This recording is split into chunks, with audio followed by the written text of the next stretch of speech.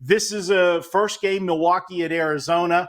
This is what I put under the category of a fat and sassy Monday play. And what I mean by that is I like to find a team that had a very, very good weekend and look to fade them on a manic Monday.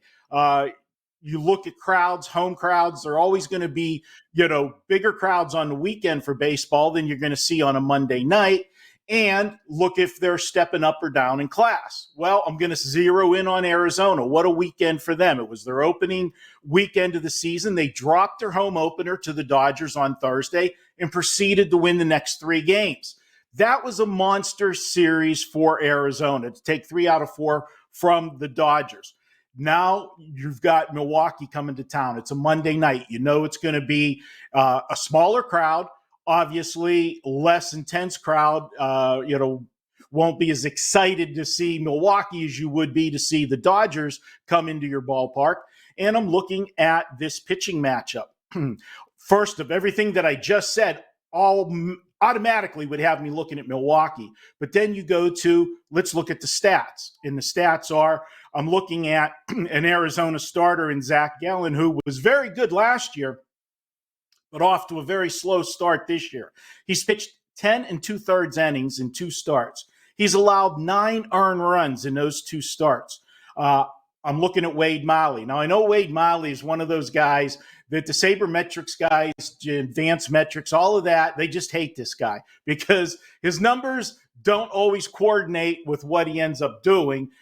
He's one of those guys that overachieves, so to speak. Well, he's going to do that again, and I'm going to go ahead and take him here because he's pitched 10 innings, and he's allowed just 1 earned run so far. So given everything that I've said about, I think this is a flat spot for Arizona. You've got Milwaukee coming off a big series over the weekend themselves, but they're going out on the road.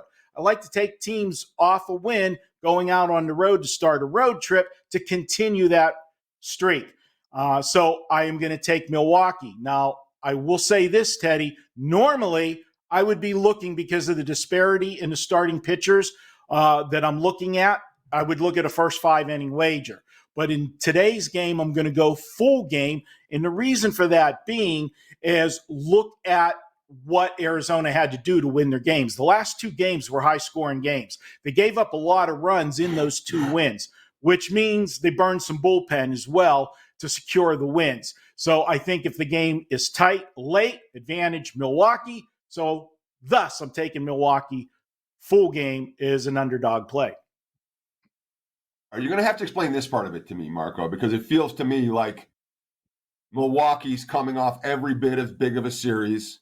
They're in every bit as big of a flat spot. And it's not just one series. Look at the Brewers, every series so far this season. They played the Cubs in Chicago. That's a get-up-for-it series. They had their home opener and swept the Mets.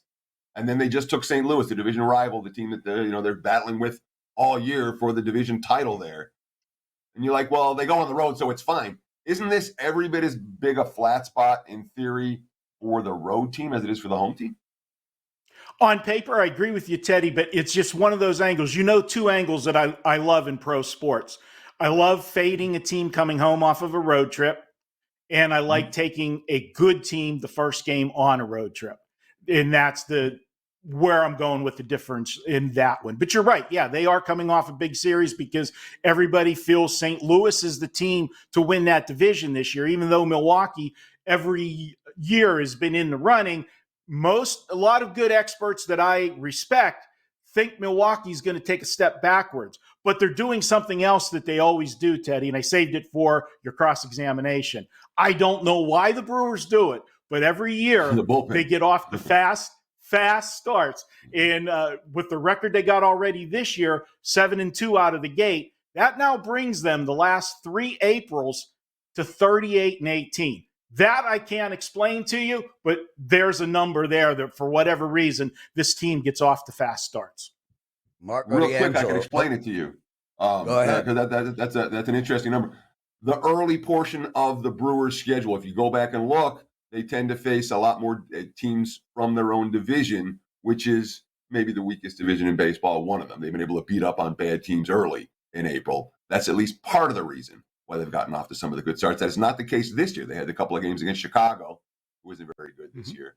But the rest, and St. Louis as well. So they've been facing some of the teams in their division, but they haven't faced as many bottom feeders as they normally do in April. I think that's at least part of the equation.